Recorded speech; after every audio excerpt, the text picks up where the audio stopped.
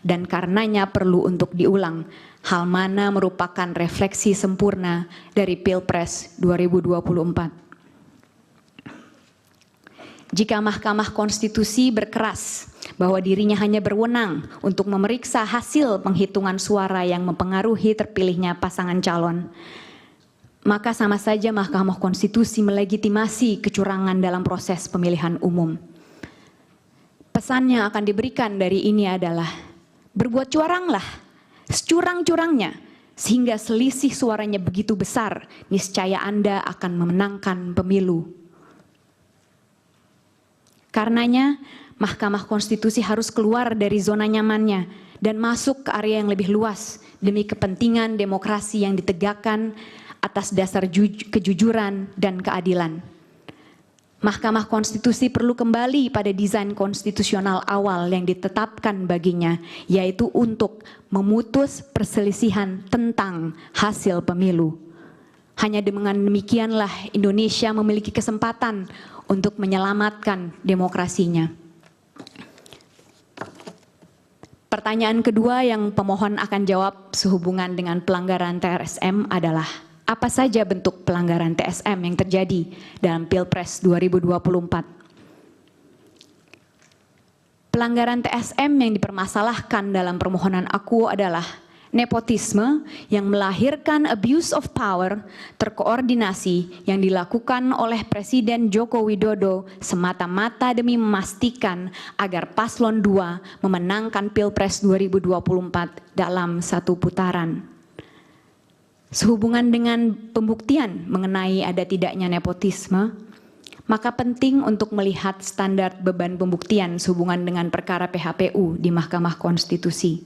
Sebagaimana dimuat dalam putusan nomor 1 PHPU Pres tahun 2019, yaitu beban pembuktian formil yang mana beban pembuktian awal dibebankan kepada pemohon dan kemudian beralih kepada termohon.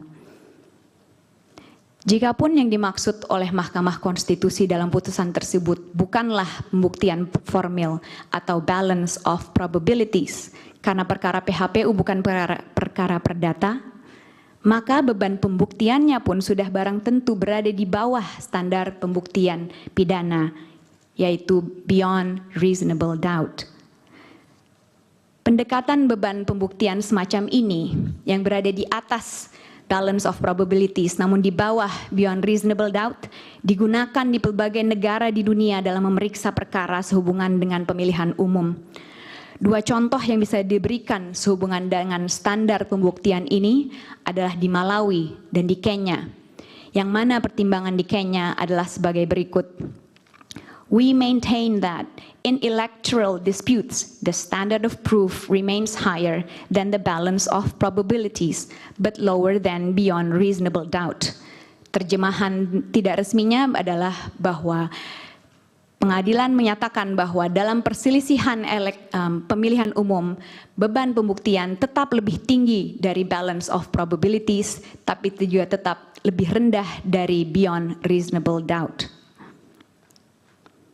Peralihan beban pembuktian dari pemohon kepada termohon pun merupakan hal yang lumrah terjadi. Affirm the position that the petitioner bears the initial burden of proof.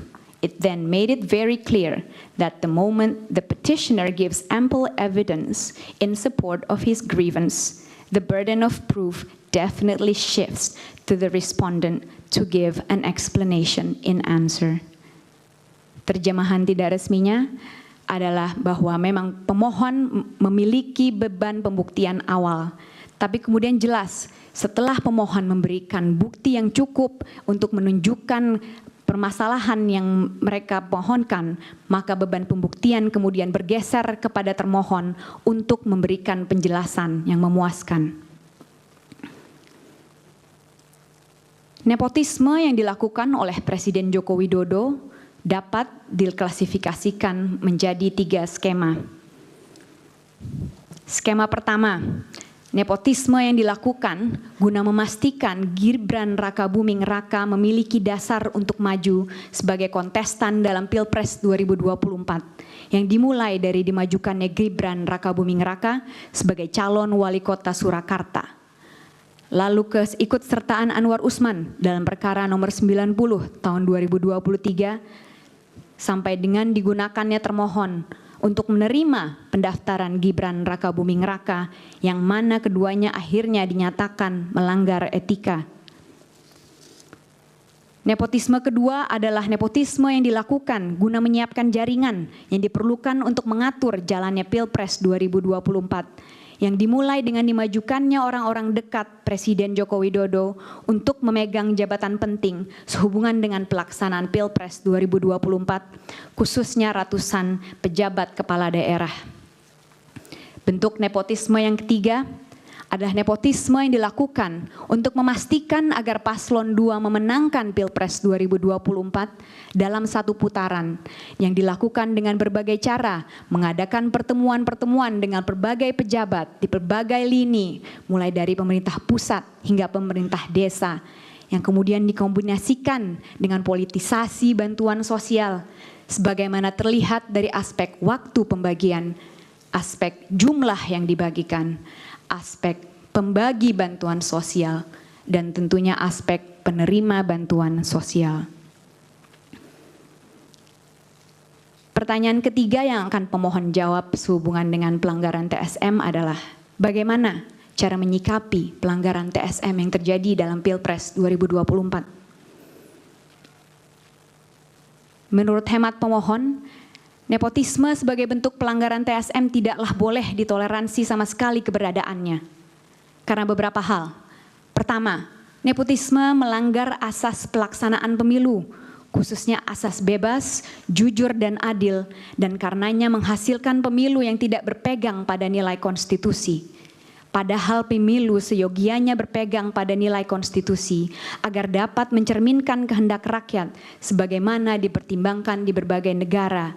Di Malawi dalam perkara Arthur Peter Mutharika and the Electoral Commission versus Saulos Klaus Chilima and Lazarus McCarthy Chakwera pada tahun 2020, terjadi juga di Zimbabwe dalam perkara Morgan Tsvangirai versus Robert Gabriel Mugabe and 3 others pada tahun 2013, dan juga terjadi di Austria dalam perkara di Mahkamah Konstitusi nomor WI 6 yang dilakukan pada tahun 2016.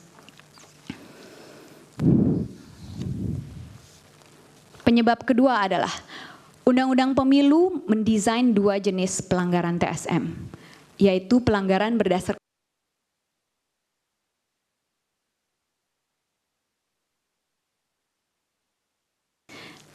nepotisme seyogianya digolongkan sebagai bentuk pelanggaran terstruktur, sistematis, dan masif berdasarkan jenis, yang artinya keberadaannya sekecil apapun harus dilihat sebagai pelanggaran berjenis TSM karena akibat dan pelakunya yang menyerupai money politics. Ketiga, nepotisme yang dilakukan oleh Presiden Joko Widodo untuk memenangkan paslon 2 dalam satu putaran memiliki dampak yang sangat luas karena menimbulkan abuse of power yang terkoordinasi yang dilakukan oleh seluruh instrumen kekuasaan. Aparat penegak hukum dijadikan alat kampanye dan pengontrol massa. Kementerian dijadikan pembantu presiden untuk urusan pemenangan dengan diberikan target suara. Kepala daerah dijadikan tim pemenangan lokal yang mana penolakan akan berujung pada pencopotan atau penyidikan. Dan kepala desa pun dijadikan ujung tombak pengumpul suara di mana masing-masing diberikan target bahwa paslon 2 harus mendapatkan lebih dari 50% suara.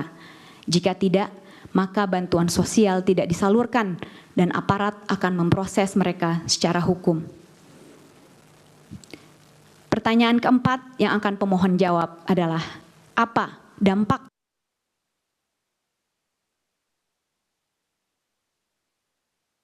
suara paslon nomor 2? Dampak utama dari dilakukannya nepotisme yang kemudian melahirkan abuse of power terkoordinasi adalah melesatnya perolehan suara paslon 2 sehingga dapat memenangkan Pilpres 2024 dalam satu putaran. Model penggunaan kekuasaan yang paling nyata adalah pembagian bantuan sosial oleh pemerintah yang menyasar masyarakat desa yang kemudian diatribusikan pada sosok pribadi Presiden Joko Widodo. Ada 3 hal mengenai ini yang ingin kami bahas lebih lanjut. Pertama, bantuan sosial yang diberikan secara spesifik menyasar